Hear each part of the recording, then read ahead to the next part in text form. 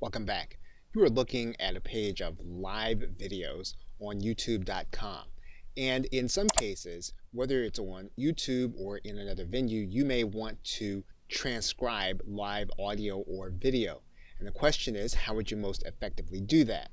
Now, because Dragon is really made to build around the transcribed audio, it would be unlikely that you'd be able to use it effectively to transcribe the audio as it's being played.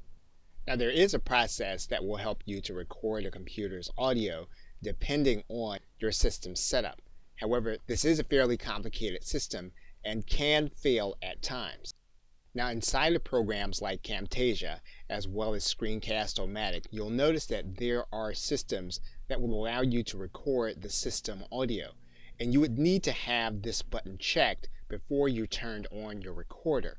What this would do is this would allow you to turn the recording that you're doing into either an MP4 or an MP3. Then it would be usable inside of Dragon.